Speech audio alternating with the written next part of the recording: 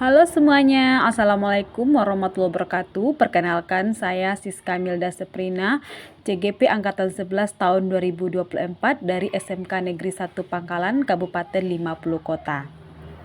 Pada aksi nyata modul 14 ini, saya akan menyampaikan tentang penerapan pengalaman dan penyebaran pemahaman budaya positif. Sebelum saya melanjut ke tahap berikutnya, saya akan memperkenalkan fasilitator saya yaitu Bapak Zulhendri MPD dan pengajar praktik saya Bapak Erik Yolanda SPDI.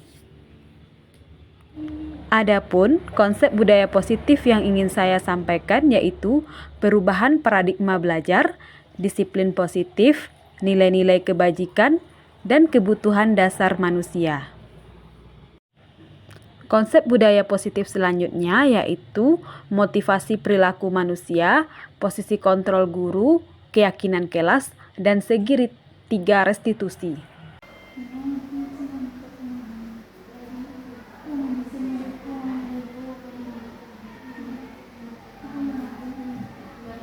Assalamualaikum warahmatullahi wabarakatuh, Bapak Ibu semuanya. Baiklah, saya akan mempresentasikan tentang diseminasi budaya positif kepada rekan guru di SMK 1 Pangkalan. Bapak Ibu pernah mendengar diseminasi? Tidak? Baik, saya akan coba memaparkan. Sebelum kita mulai, kita breaking dulu. Bisa berdiri Bapak Ibu semuanya? SBD kita mudah sekali.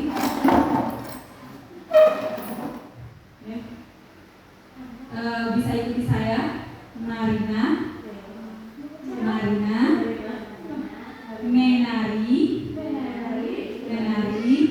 menari segini, di atas, menara. Marina, menari, di atas, menara. Marina, menari, di atas, menara. Marina, menari, di atas, menara. Oke, terima kasih dulu. Bisa duduk tangan Bapak Ibu semuanya. Baik, saya akan memaparkan tentang diseminasi saya, yaitu KHD menyatakan untuk menciptakan murid yang merdeka, syarat utamanya adalah harus ada disiplin yang kuat. Disiplin yang dimaksud adalah disiplin diri yang memiliki motivasi internal. Ya kan Bapak Ibu semuanya? Ya. Manfaat disiplin diri yang pertama yaitu dapat menggali potensinya menuju kepada sebuah tujuan, dihargai dan bermakna, mempelajari bagaimana cara kita mengontrol diri, menguasai diri untuk memilih tindakan yang mengacu pada nilai-nilai yang kita hargai, bisa bertanggung jawab terhadap apa yang kita lakukan dan mendasarkan tindakan mereka pada nilai-nilai kebajikan yang universal. Nah, ini bisa perhatikan rekan-rekan semuanya, ada budaya positif, ada beberapa hal yang harus diperhatikan, yaitu pertama perubahan paradigma belajar, teori kontrol, disiplin positif, motivasi perilaku manusia, keyakinan kelas, posisi kontrol manusia, segitiga restitusi, dan kebutuhan dasar manusia dan dunia produktivitas. Latar belakang saya yaitu untuk melakukan diseminasi ini yaitu di sekolah merupakan institusi pembentukan karakter. Oleh karena itu budaya positif perlu diciptakan agar dapat mendukung pembentukan karakter murid yang diharapkan. Budaya positif di sekolah ialah nilai-nilai keyakinan dan kebiasaan-kebiasaan di sekolah yang berpihak pada murid agar murid dapat berkembang menjadi pribadi yang kritis, penuh hormat, dan bertanggung jawab. Untuk membangun budaya yang positif, sekolah perlu menyediakan lingkungan yang positif, aman, dan nyaman agar murid-murid mampu bertindak dan mencipta dengan merdeka, mandiri, dan bertanggung jawab. Salah satu strategi yang perlu ditinjau ulang adalah bentuk disiplin yang dijalankan selama ini di sekolah-sekolah kita. Nah, ini ada beberapa perubahan paradigma, stimulus respon lawan teori kontrol, ilusi bahwa orang dewasa memiliki hak untuk memaksa.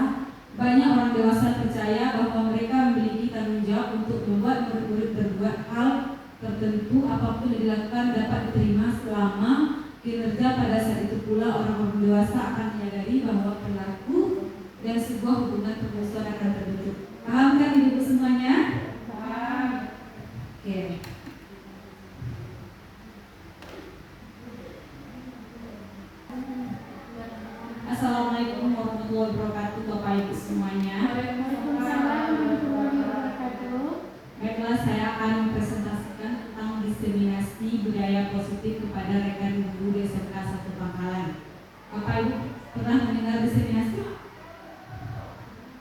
Tidak? Baik, saya akan coba memaparkan.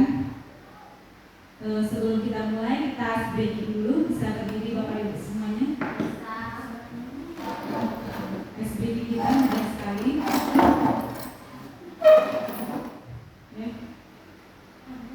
Bisa ikuti saya. Marina,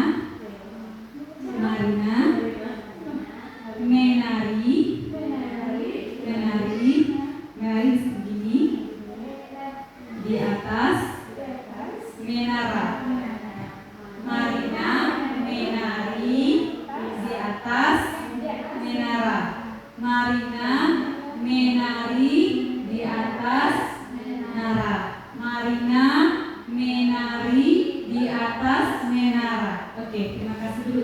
Bisa beri tepuk tangan Bapak Ibu semuanya. Baik, saya akan memaparkan tentang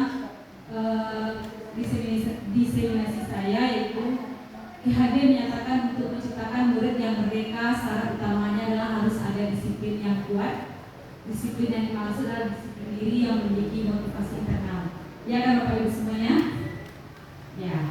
Manfaat disiplin diri yang pertama yaitu dapat menggali potensinya menuju kepada sebuah tujuan, dihargai dan bermakna, mempelajari bagaimana cara kita mengontrol diri, menguasai diri untuk memilih tindakan yang mengacu pada nilai-nilai yang kita hargai, bisa bertanggung jawab terhadap apa yang kita lakukan dan mendasarkan tindakan mereka pada nilai-nilai kebajikan yang universal.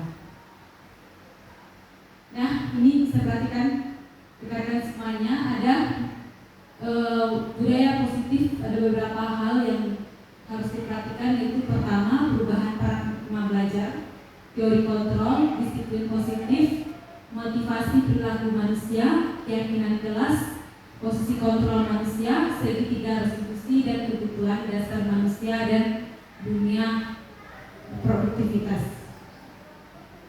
Latar belakang saya yaitu untuk melakukan diseminasi ini, yaitu di sekolah merupakan institusi pembentukan karakter. Oleh karena itu budaya positif perlu diciptakan agar dapat mendukung pembentukan karakter murid yang diharapkan.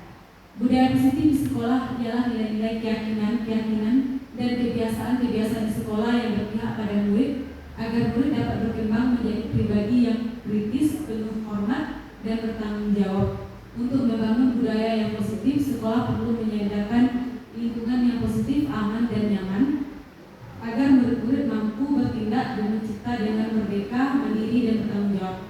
Salah satu strategi yang perlu ditinjau ulang adalah bentuk disiplin yang dijalankan selama ini di sekolah-sekolah kita.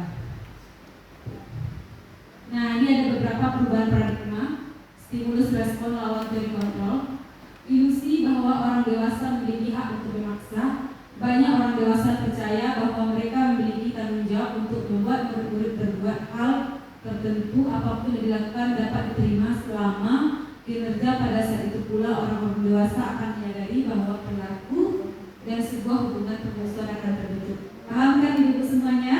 Paham. Oke.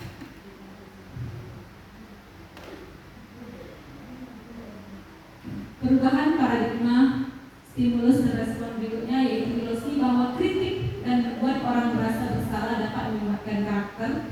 Menggunakan kritik dan rasa bersalah untuk mengontrol murid menuju pada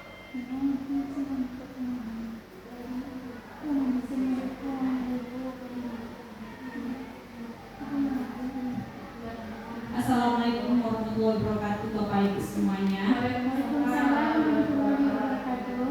Baiklah, saya akan mempresentasikan tentang diseminasi budaya positif kepada rekan guru di SMK 1 Pangkalan. Bapak Ibu pernah mendengar diseminasi? Tidak? Baik, saya akan coba memaparkan. Sebelum kita mulai, kita break dulu. Bisa berdiri Bapak Ibu semuanya. Break kita mudah sekali.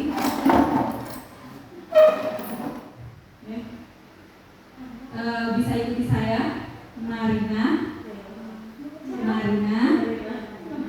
menari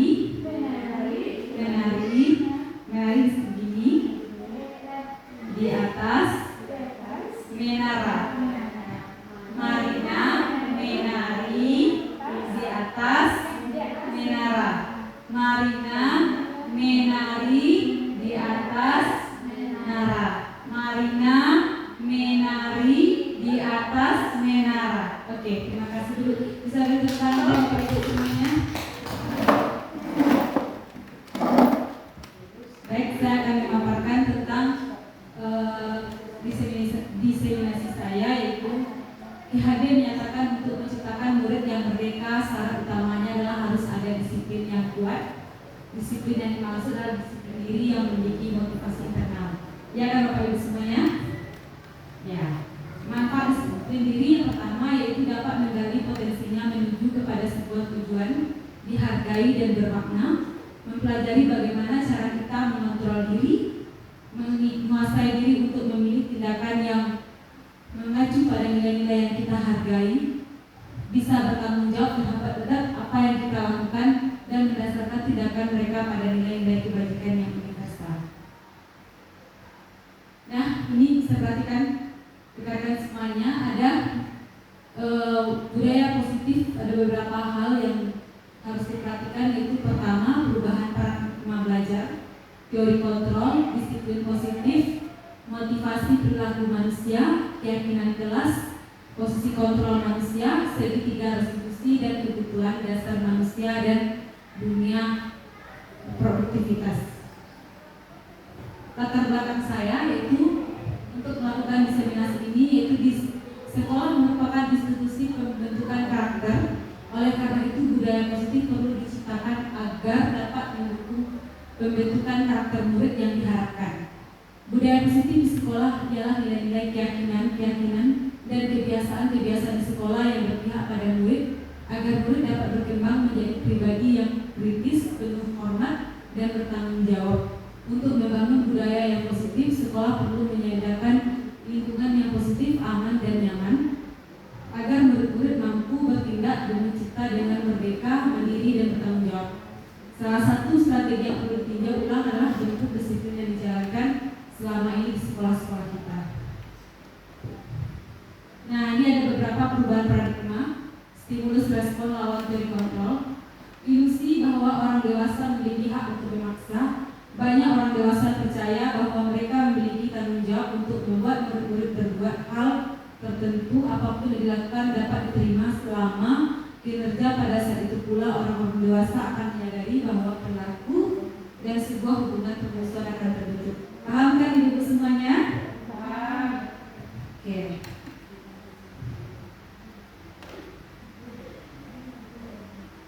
Perubahan paradigma stimulus dan respon berikutnya yaitu ilusi bahwa kritik dan membuat orang merasa bersalah dapat menguatkan karakter.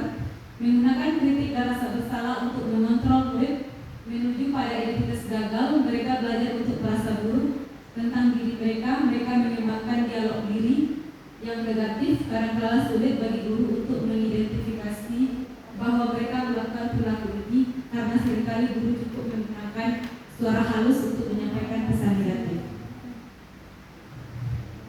Ilusi bahwa semua pendekatan positif berikut efektif dan bermanfaat, yaitu penguatan positif atau bujukan adalah bentuk-bentuk kontrol segala usaha untuk mempengaruhi murid agar mengulangi suatu perilaku tertentu dalam suatu usaha untuk mengontrol murid tersebut. Dalam jangka waktu tertentu, kemungkinan murid tersebut akan menyadarinya dan mencoba untuk menolak bujukan itu. Atau bisa jadi murid tersebut menjadi tergantung pada pendapat sang guru untuk berusaha. Jadi, pentingnya pendekanan kepada murid agar mengusahakan diri sendiri sebelum meminta pendapat kepada guru. Selanjutnya yaitu perubahan paradigma stimulus respon lawan teori kontrol. Pada dasarnya kita dapat memaksa murid untuk berbuat sesuatu jikalau murid tersebut memilih untuk tidak melakukannya. Kadang ada siswa yang sulit sekali dilarang, tapi tetap melakukannya. Itu salah satu contoh ilusi guru mengontrol murid. Arti disiplin dan 3 motivasi perilaku manusia, Bapak Ibu semuanya. Kata disiplin juga sering dihubungkan dengan hukuman, padahal itu sungguh berbeda. Karena belajar tentang disiplin positif tidak harus memberi hukuman, justru itu adalah salah satu alternatif terakhir, dan kalau perlu tidak menggunakan sama sekali. Disiplin diri berarti mereka bisa bertanggung jawab terhadap apa yang dilakukannya karena mereka mendasarkan tindakan mereka pada nilai-nilai kebajikan universal. Untuk menghindari ketidaknyamanan atau hukuman ada beberapa cara. Ini adalah tingkat terendah dari motivasi perilaku manusia. Biasanya orang yang motivasi perilakunya untuk menghindari hukuman atau ketidaknyamanan akan bertanya apa yang akan terjadi apabila saya tidak melakukannya. Sebenarnya mereka sedang menghindari permasalahan yang mungkin muncul dan berpengaruh pada mereka secara fisik, psikologis maupun tidak terpenuhinya kebutuhan mereka bila mereka tidak melakukan tersebut. Nah, berikutnya ibu semuanya, untuk mendapatkan imbalan atau penghargaan dari orang lain, satu tingkat di atas motivasi yang pertama.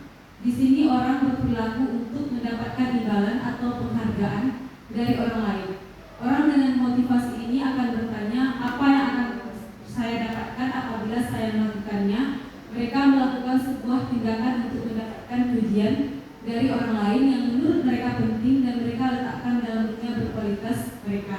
Mereka juga melakukan sesuatu untuk mendapatkan hadiah, pengakuan atau imbalan. Kemudian menjadi orang yang mereka inginkan dan menghargai diri sendiri dengan nilai-nilai yang mereka percaya. Seorang motivasi dengan bertanya, oke.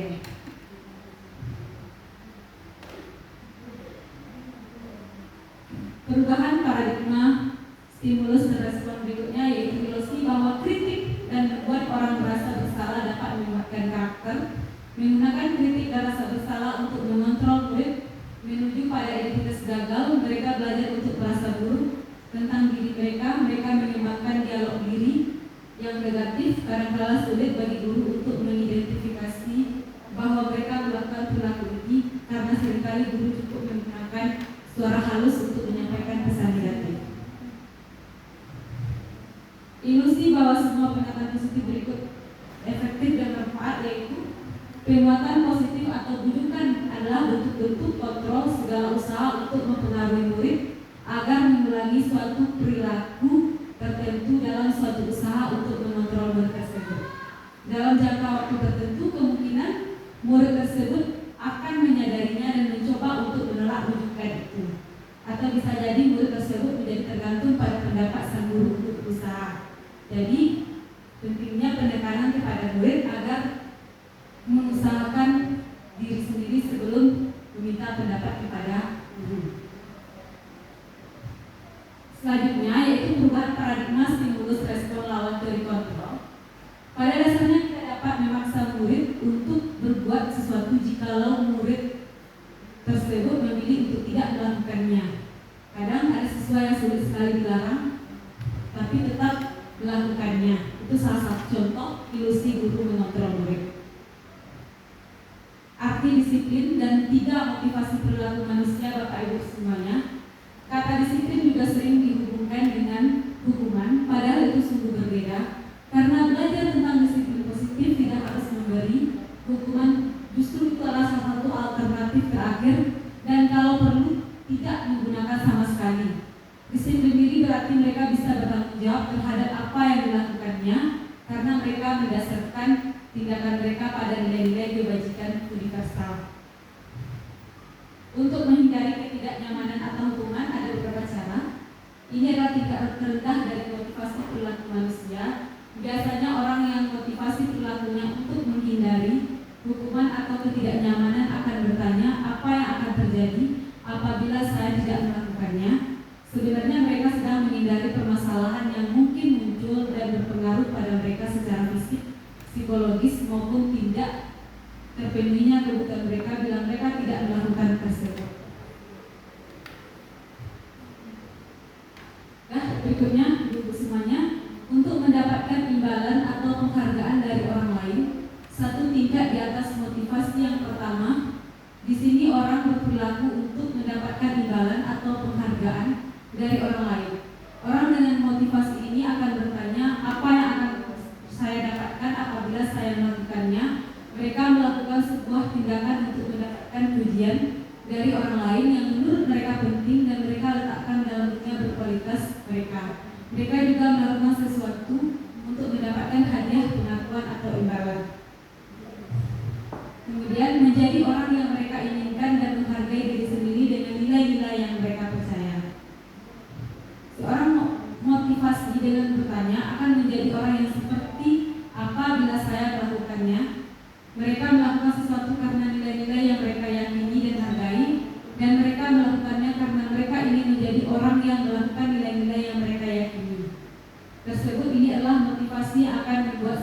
memiliki disiplin karena motivasi berperilaku bersifat internal bukan eksternal.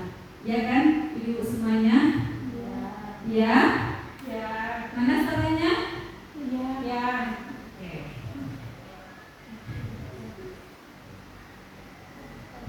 Ada berikut 3 motivasi perilaku manusia, bisa dilihat rekan-rekan semuanya. James Uzen dalam bukunya Restriction School Discipline menyatakan ada 3 alasan motivasi perilaku manusia. Satu, untuk menghindari ketidaknyamanan atau hukuman. Kedua, untuk mendapatkan imbalan atau penghargaan dari orang lain. Dan 3, untuk menjadi orang yang mereka inginkan dan menghargai diri sendiri dengan nilai-nilai yang mereka percaya. Sebagai pendidik, tujuan kita adalah menciptakan anak-anak yang memiliki disiplin diri sehingga mereka berperilaku dengan mengacu pada nilai-nilai kebajikan universal dan memiliki motivasi intrinsik. Ya, nilai-nilai keselamatan atau kesehatan inilah yang kita sebut sebagai suatu keyakinan, yaitu nilai-nilai kebajikan atau prinsip-prinsip universal yang disepakati bersama secara universal lepas dari latar belakang suku, negara, bahasa maupun agama. Menurut Usen, tahun 98, suatu keyakinan akan lebih memotivasi seseorang dari dalam atau memotivasi secara intrinsik.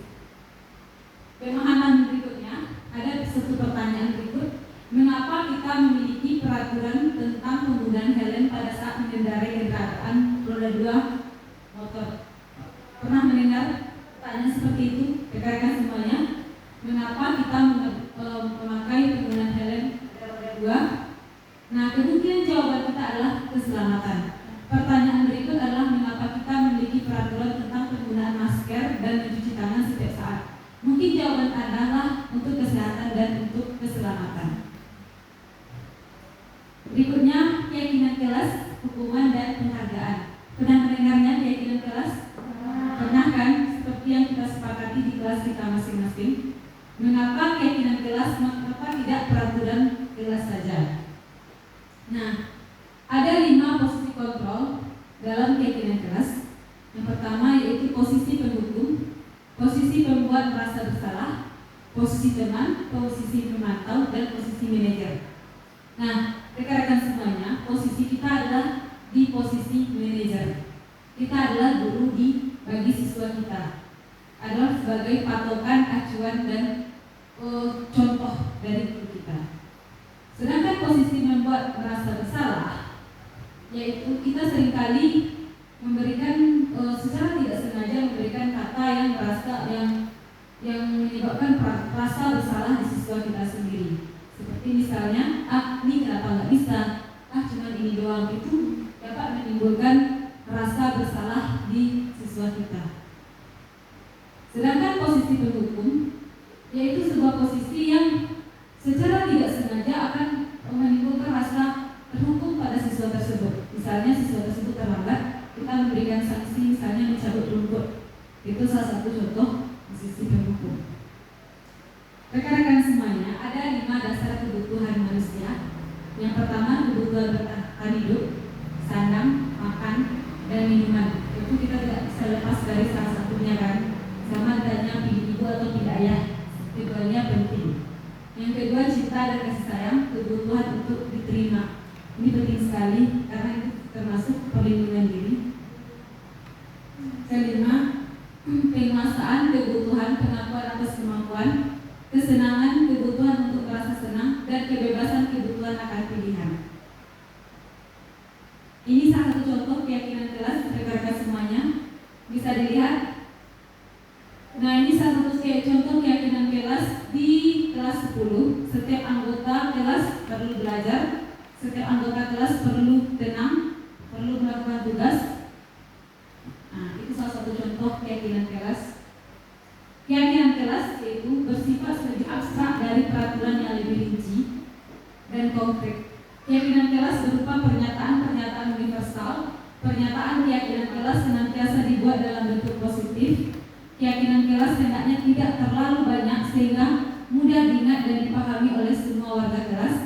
Keyakinan kelas sebaiknya sesuatu yang dapat diterapkan di lingkungan tersebut. Semua orang warga kelas hendaknya ikut berkontribusi dalam pembuatan keyakinan kelas lewat kegiatan curah pendapat, bersedia meninjau kembali keyakinan kelas dari waktu ke waktu.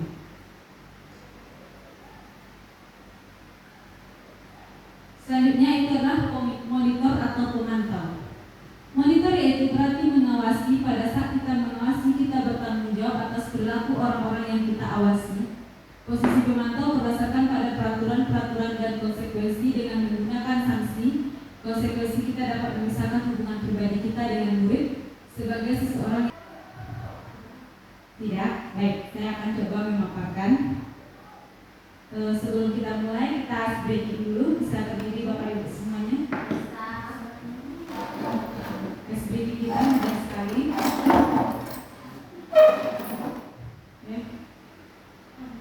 Bisa ikuti saya. Marina,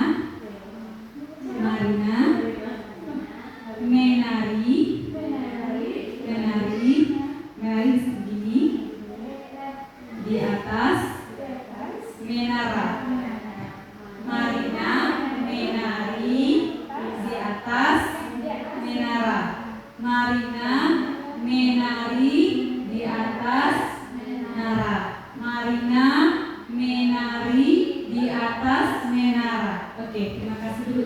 Bisa ditentukan Bapak Ibu semuanya. Baik, saya akan memaparkan tentang diseminasi saya, yaitu IHD menyatakan untuk menciptakan murid yang merdeka, syarat utamanya adalah harus ada disiplin yang kuat. Disiplin yang dimaksud adalah disiplin diri yang memiliki motivasi internal. Ya kan Bapak Ibu semuanya? Ya. Manfaat disiplin diri yang pertama yaitu dapat menggali potensinya menuju kepada sebuah tujuan, dihargai dan bermakna, mempelajari bagaimana cara kita mengontrol diri, menguasai diri untuk memilih tindakan yang mengacu pada nilai-nilai yang kita hargai, bisa bertanggung jawab terhadap apa yang kita lakukan dan berdasarkan tindakan mereka pada nilai-nilai kebajikan yang universal.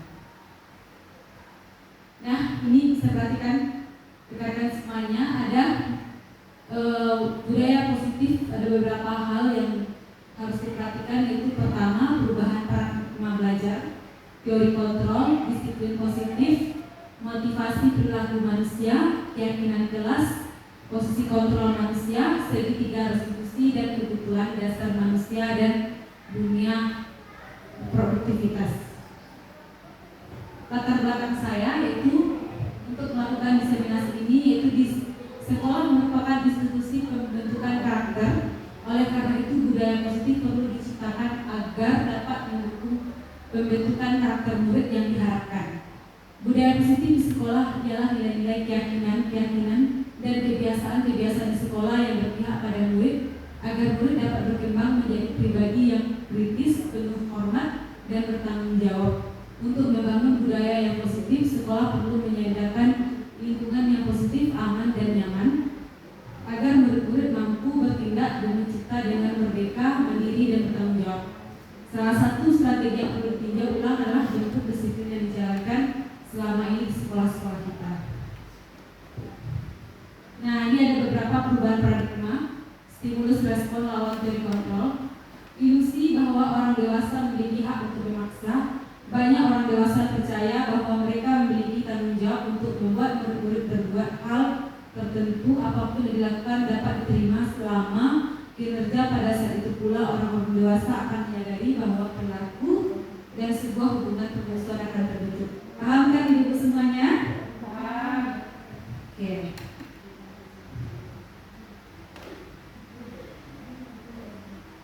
Perubahan paradigma stimulus dan respon berikutnya yaitu ilusi bahwa kritik dan membuat orang merasa bersalah dapat menguatkan karakter.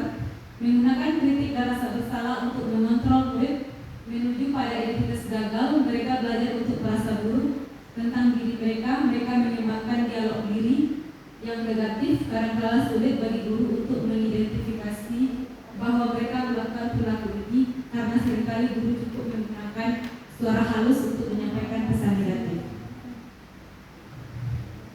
Ilusi bahwa semua pendekatan positif berikut efektif dan bermanfaat, yaitu penguatan positif atau bujukan adalah bentuk-bentuk kontrol segala usaha untuk mempengaruhi murid agar mengulangi suatu perilaku tertentu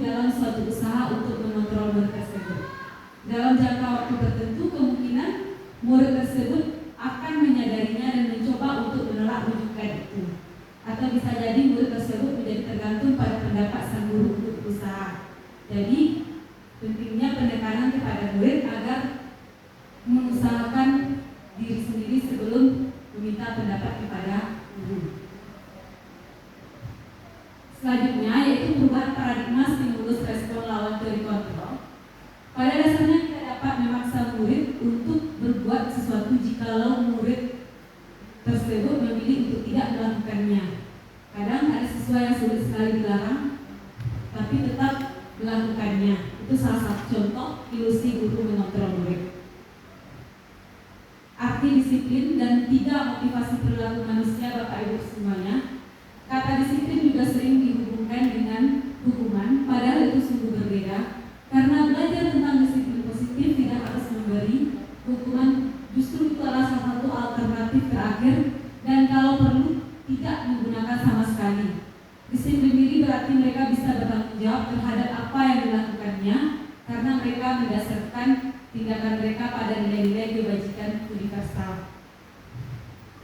Untuk menghindari ketidaknyamanan atau hukuman ada beberapa cara. Ini adalah tingkat terendah dari motivasi perilaku manusia. Biasanya orang yang motivasi perilakunya untuk menghindari hukuman atau ketidaknyamanan akan bertanya apa yang akan terjadi apabila saya tidak melakukannya. Sebenarnya mereka sedang menghindari permasalahan yang mungkin muncul dan berpengaruh pada mereka secara fisik, psikologis maupun tidak terpenuhinya kebutuhan mereka bila mereka tidak melakukan tersebut. Nah, berikutnya ibu semuanya, untuk mendapatkan imbalan atau penghargaan dari orang lain, satu tingkat di atas motivasi yang pertama. Di sini orang berperilaku untuk mendapatkan imbalan atau penghargaan dari orang lain. Orang dengan motivasi ini akan bertanya apa yang akan saya dapatkan apabila saya melakukannya. Mereka melakukan sebuah tindakan untuk mendapatkan pujian dari orang lain yang menurut mereka penting dan mereka letakkan dalam dunia berkualitas mereka. Mereka juga melakukan sesuatu untuk mendapatkan hadiah, pengakuan atau imbalan. Kemudian menjadi orang yang mereka inginkan dan menghargai diri sendiri dengan nilai-nilai yang mereka percaya. Seorang motivasi dengan bertanya akan menjadi orang yang seperti apa bila saya melakukannya. Mereka melakukan sesuatu karena nilai-nilai yang mereka yakini dan hargai, dan mereka melakukannya karena mereka ingin menjadi orang yang melakukan nilai-nilai yang mereka yakini. Tersebut ini adalah motivasi yang akan membuat seseorang memiliki disiplin karena motivasi berperilaku bersifat internal bukan eksternal. Ya kan, ibu semuanya? Ya. Ya. Mana salahnya? Ya. Ya.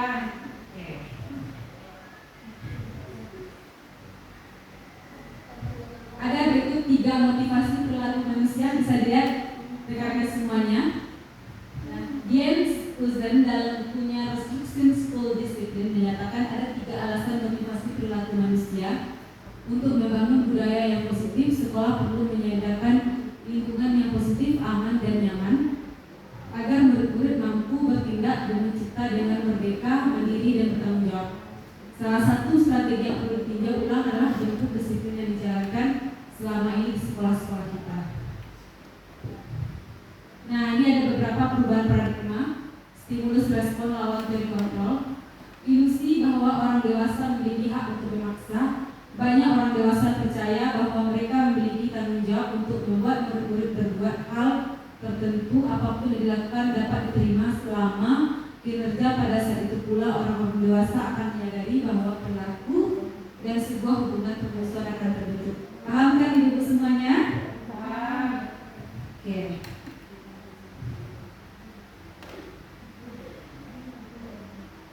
Perubahan paradigma stimulus dan respon berikutnya yaitu ilusi bahwa kritik dan membuat orang merasa bersalah dapat menguatkan karakter.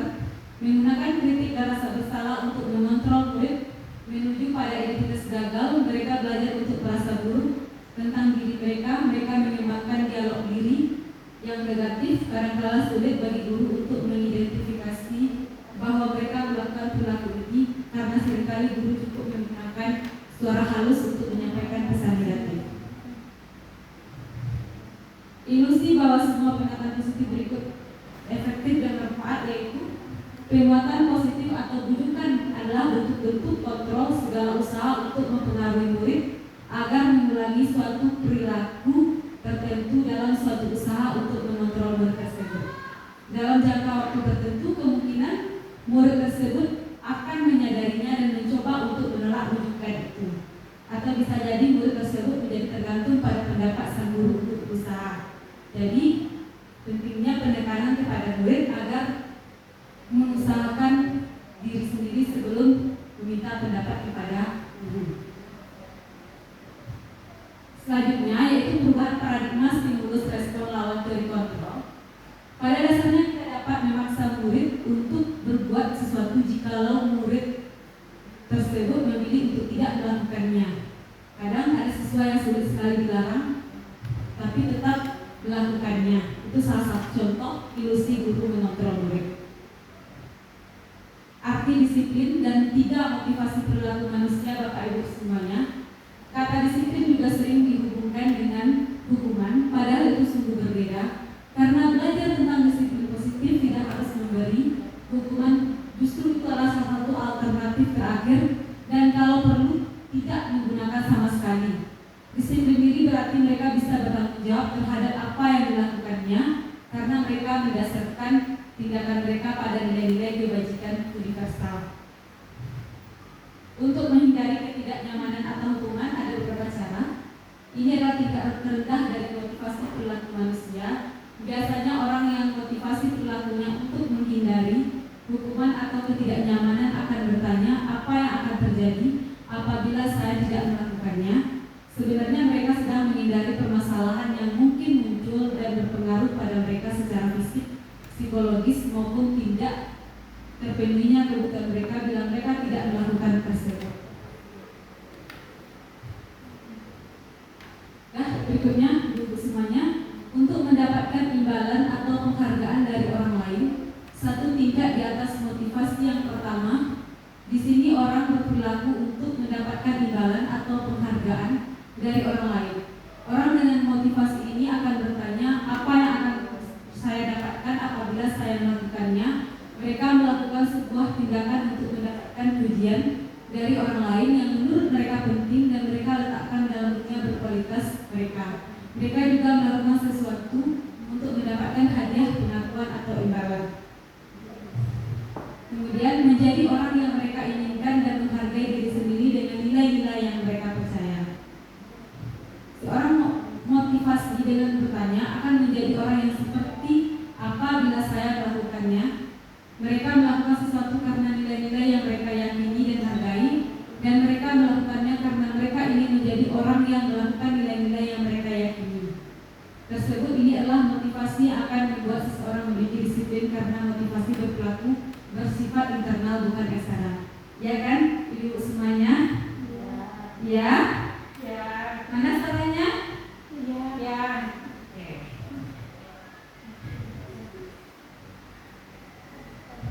Ada berikut 3 motivasi perilaku manusia, bisa dilihat rekan-rekan semuanya. Jens Uzen dalam bukunya Restriction School Discipline menyatakan ada 3 alasan motivasi perilaku manusia. Satu, untuk menghindari ketidaknyamanan atau hukuman. Kedua, untuk mendapatkan imbalan atau penghargaan dari orang lain. Dan 3, untuk menjadi orang yang mereka inginkan dan menghargai diri sendiri dengan nilai-nilai yang mereka percaya. Sebagai pendidik, tujuan kita adalah menciptakan anak-anak yang memiliki disiplin diri sehingga mereka berperilaku dengan mengacu pada nilai-nilai kebajikan universal dan memiliki motivasi intrinsik. Ya, nilai-nilai keselamatan atau kesehatan inilah yang kita sebut sebagai suatu keyakinan, yaitu nilai-nilai kebajikan atau prinsip-prinsip universal yang disepakati bersama secara universal lepas dari latar belakang suku, negara, bahasa, maupun agama. Menurut Lusen, tahun 98, suatu keyakinan akan lebih memotivasi seseorang dari dalam atau memotivasi secara intrinsik. Pemahaman berikutnya, ada satu pertanyaan berikut. Mengapa kita memiliki peraturan tentang penggunaan helm pada saat mengendarai kendaraan roda 2 motor? Pernah mendengar pertanyaan seperti itu, rekan-rekan semuanya? Mengapa kita memakai penggunaan helm pada roda 2? Nah, kemungkinan jawaban kita adalah keselamatan. Pertanyaan berikut adalah mengapa kita memiliki peraturan tentang penggunaan masker dan mencuci tangan setiap saat. Mungkin jawaban adalah untuk kesehatan dan untuk keselamatan. Berikutnya, keyakinan kelas, hukuman dan penghargaan. Pernah mendengarnya keyakinan kelas? Pernah kan? Seperti yang kita sepakati di kelas kita masing-masing. Mengapa keyakinan kelas, mengapa tidak peraturan kelas saja? Nah, ada 5 posisi kontrol dalam keyakinan kelas. Yang pertama yaitu posisi pendukung, posisi pembuat merasa bersalah, posisi teman, posisi pemantau, dan posisi manajer. Nah, rekan-rekan semuanya, posisi kita adalah di posisi manajer. Kita adalah guru bagi siswa kita, adalah sebagai patokan, acuan, dan contoh dari guru kita.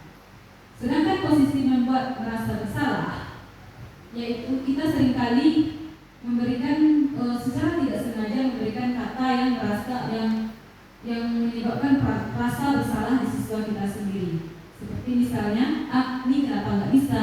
Cuma ini doang, itu dapat menimbulkan rasa bersalah di siswa kita.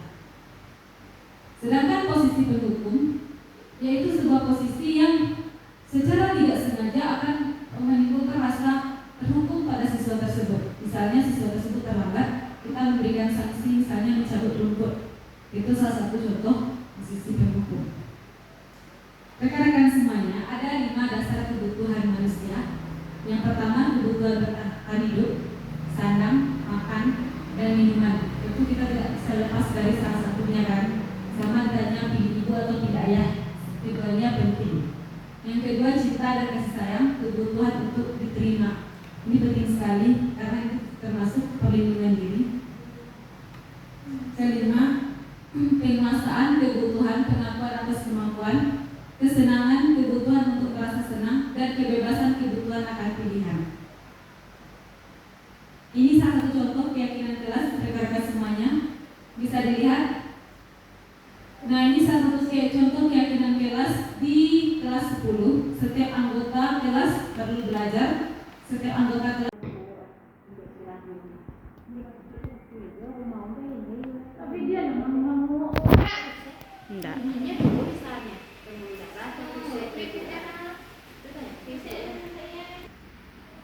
Iya, encak boleh lah situ mah po. perlu tenang, perlu melakukan tugas. Nah, itu salah satu contoh keyakinan kelas. Keyakinan kelas yaitu bersifat lebih abstrak dari peraturan yang lebih rinci dan konkret. Keyakinan kelas berupa pernyataan-pernyataan universal. Pernyataan keyakinan kelas senantiasa dibuat dalam bentuk positif. Keyakinan kelas hendaknya tidak terlalu banyak sehingga mudah diingat dan dipahami oleh semua warga kelas. Keyakinan kelas sebaiknya sesuatu yang dapat diterapkan di lingkungan tersebut. Semua orang warga kelas hendaknya ikut berkontribusi dalam pembuatan keyakinan kelas lewat kegiatan curah pendapat, bersedia meninjau kembali keyakinan kelas dari waktu ke waktu.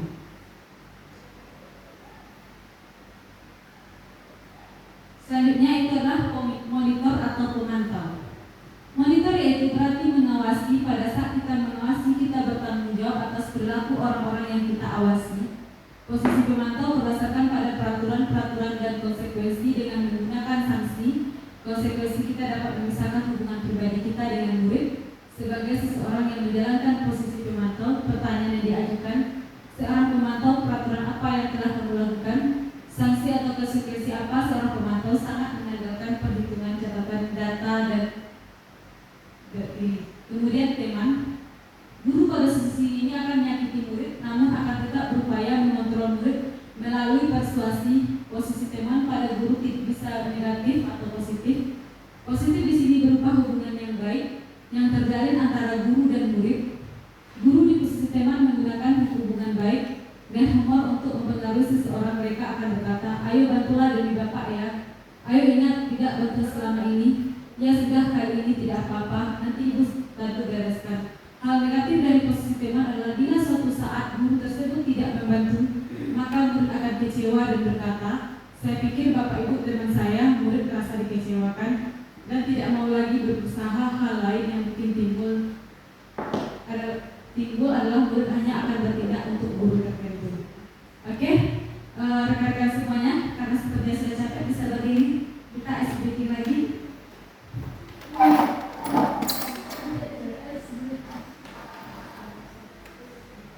Bisa berdiri. Oke.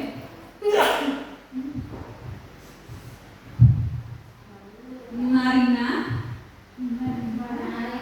menari di atas menara.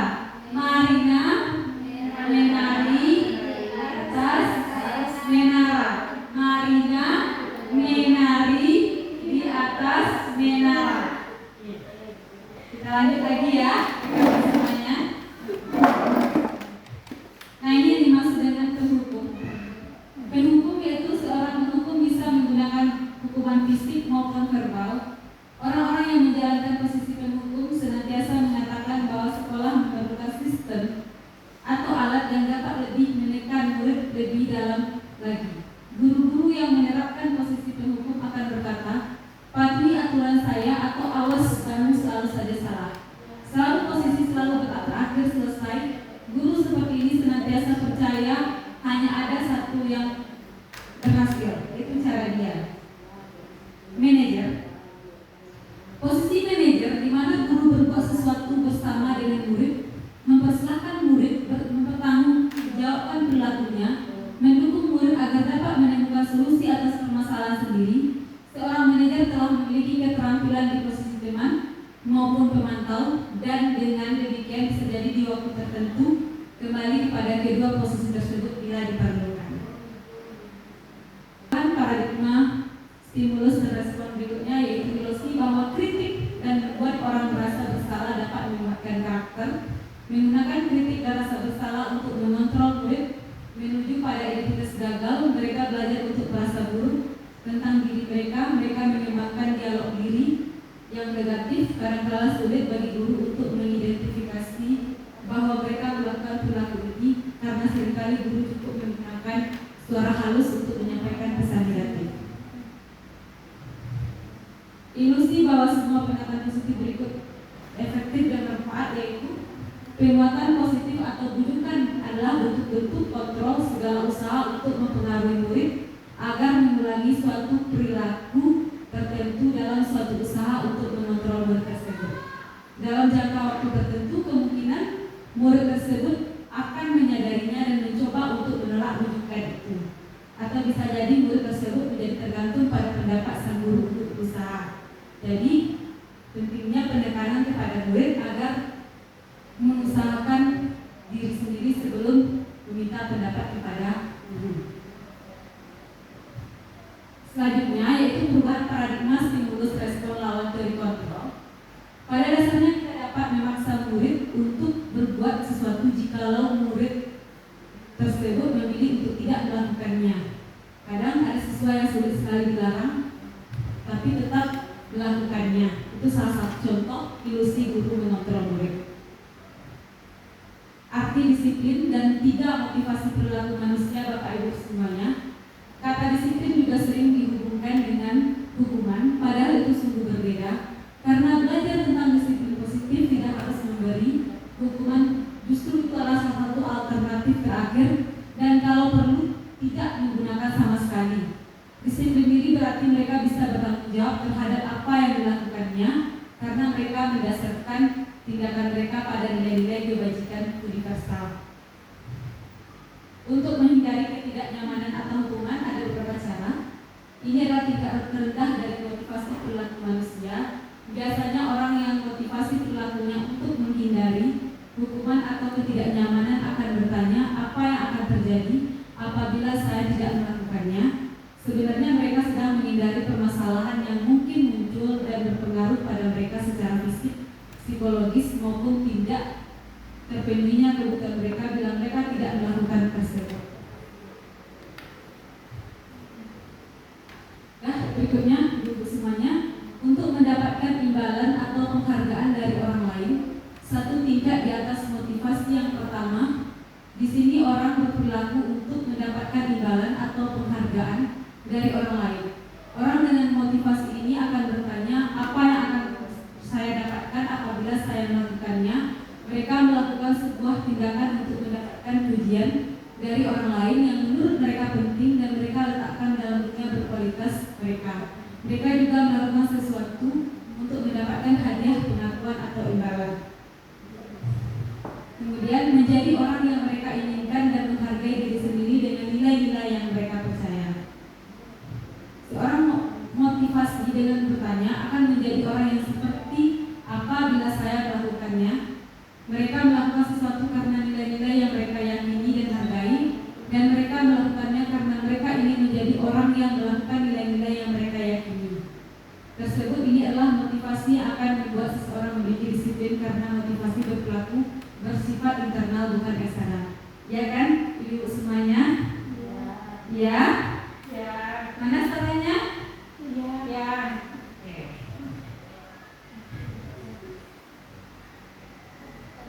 Ada berikut 3 motivasi perilaku manusia, bisa dilihat rekan-rekan semuanya. Nah, James Uzen dalam bukunya Restrictions to Discipline menyatakan ada 3 alasan motivasi perilaku manusia. Satu, untuk menghindari ketidaknyamanan atau hukuman. Kedua, untuk mendapatkan imbalan atau penghargaan dari orang lain. Dan 3, untuk menjadi orang yang mereka inginkan dan menghargai diri sendiri dengan nilai-nilai yang mereka percaya. Sebagai pendidik, tujuan kita adalah menciptakan anak-anak yang memiliki disiplin diri sehingga mereka berperilaku dengan mengacu pada nilai-nilai kebajikan universal dan memiliki motivasi intrinsik. Ya, nilai-nilai keselamatan atau kesehatan inilah yang kita sebut sebagai suatu keyakinan, yaitu nilai-nilai kebajikan atau prinsip-prinsip universal yang disepakati bersama secara universal lepas dari latar belakang suku, negara, bahasa maupun agama. Menurut Uzen tahun 98, suatu keyakinan akan lebih memotivasi seseorang dari dalam atau memotivasi secara intrinsik. Pemahaman berikutnya, ada satu pertanyaan berikut. Mengapa kita memiliki peraturan tentang penggunaan helm pada saat mengendarai kendaraan roda 2 motor? Pernah mendengar pertanyaan seperti itu, rekan-rekan semuanya? Mengapa kita memakai penggunaan helm pada roda 2? Nah, kemungkinan jawaban kita adalah keselamatan. Pertanyaan berikut adalah mengapa kita memiliki peraturan tentang penggunaan masker dan mencuci tangan setiap saat? Mungkin jawaban adalah untuk kesehatan dan untuk keselamatan. Berikutnya, keyakinan kelas, hukuman dan penghargaan. Pernah mendengarnya keyakinan kelas? Pernah kan? Seperti yang kita sepakati di kelas kita masing-masing. Mengapa keyakinan kelas? Mengapa tidak peraturan kelas saja? Nah, ada 5 posisi kontrol dalam keyakinan kelas. Yang pertama yaitu posisi pendukung, posisi pembuat merasa bersalah, posisi teman, posisi pemantau, dan posisi manajer. Nah, rekan-rekan semuanya, posisi kita adalah di posisi manajer. Kita adalah guru bagi siswa kita, adalah sebagai patokan, acuan, dan contoh dari guru kita. Sedangkan posisi membuat merasa bersalah, yaitu kita seringkali memberikan secara tidak sengaja memberikan kata yang merasa yang menyebabkan rasa bersalah di siswa kita sendiri. Seperti misalnya, ini kenapa nggak bisa? Cuma ini doang. Itu dapat menimbulkan rasa bersalah di siswa kita. Sedangkan posisi pendukung, yaitu sebuah posisi yang secara tidak sengaja akan menimbulkan rasa terhukum pada siswa tersebut. Misalnya siswa tersebut terlambat, kita memberikan sanksi, misalnya mencabut rumput. Itu salah satu contoh posisi pendukung. Rekan-rekan semuanya, ada 5 dasar kebutuhan manusia.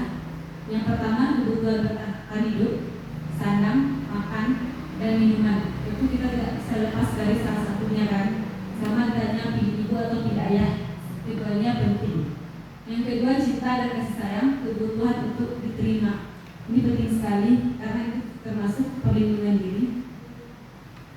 Kelima, penguasaan, kebutuhan pengakuan atas kemampuan, kesenangan, kebutuhan untuk merasa senang, dan kebebasan kebutuhan akan pilihan. Ini salah satu contoh keyakinan kelas rekan-rekan semuanya. Bisa dilihat. Nah, ini salah satu contoh keyakinan kelas di kelas 10. Setiap anggota kelas perlu belajar, setiap anggota kelas perlu tenang, perlu melakukan tugas. Nah, itu salah satu contoh keyakinan kelas. Keyakinan kelas yaitu bersifat lebih abstrak dari peraturan yang lebih rinci dan konkret. Keyakinan kelas berupa pernyataan-pernyataan universal. Pernyataan keyakinan kelas senantiasa dibuat dalam bentuk positif. Keyakinan kelas hendaknya tidak terlalu banyak sehingga mudah diingat dan dipahami oleh semua warga kelas. Keyakinan kelas sebaiknya sesuatu yang dapat diterapkan di lingkungan tersebut. Semua orang warga kelas hendaknya ikut berkontribusi dalam pembuatan keyakinan kelas lewat kegiatan curah pendapat, bersedia meninjau kembali keyakinan kelas dari waktu ke waktu.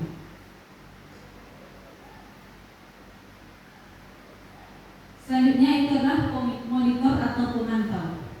Monitor yaitu berarti mengawasi. Pada saat kita mengawasi, kita bertanggung jawab atas perilaku orang-orang yang kita awasi.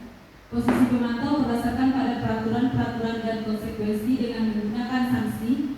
Konsekuensi kita dapat memisahkan hubungan pribadi kita dengan murid. Sebagai seseorang yang menjalankan posisi pemantau, pertanyaan yang diajukan, seorang pemantau peraturan apa yang telah kamu lakukan? Sanksi atau konsekuensi apa? Seorang pemantau sangat mengandalkan perhitungan catatan data dan kemudian teman. Guru pada sisi ini akan menyakiti murid, namun akan tetap berupaya mengontrol murid melalui persuasi. Posisi teman pada guru bisa negatif atau positif.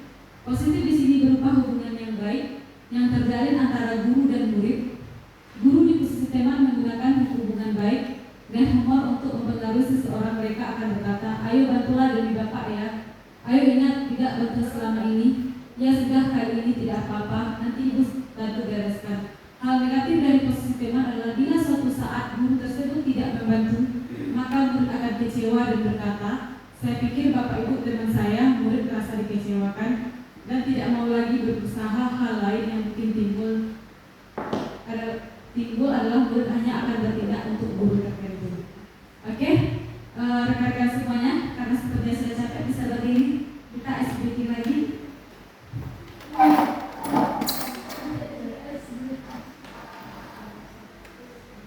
Bisa berdiri? Oke.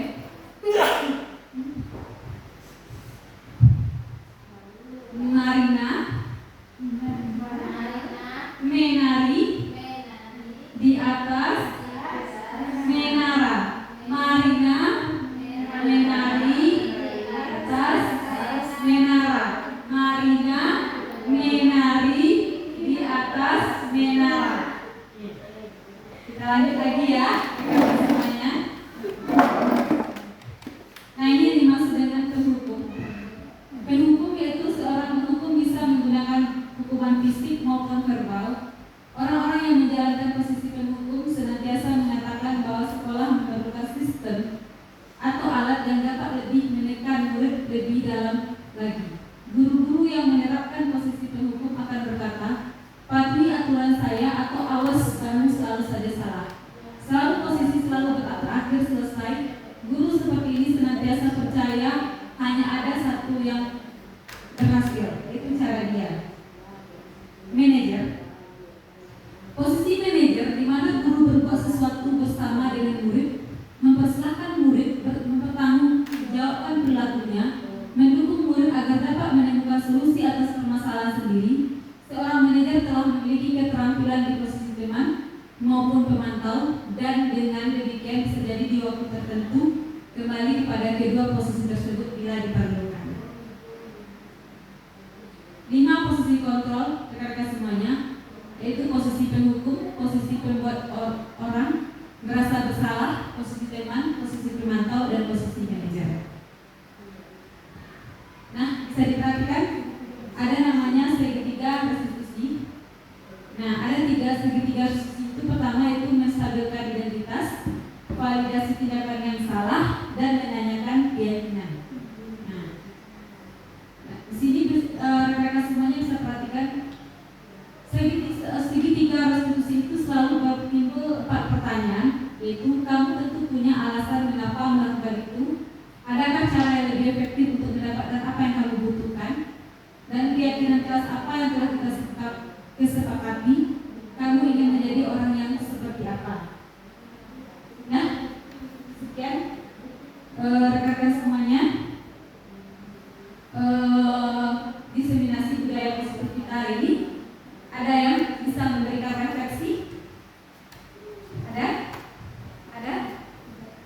Tidak?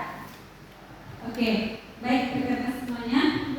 Nah, refleksi kita pada kegiatan hari ini yaitu pentingnya kontrol diri kita sebagai guru, yaitu menerapkan posisi kita sebagai posisi manajer dalam sebuah hubungan antara guru dan siswa. Oke. Sekian diseminasi budaya positif saya. Akhir kata saya ucapkan assalamualaikum warahmatullahi wabarakatuh. Waalaikumsalam warahmatullahi wabarakatuh.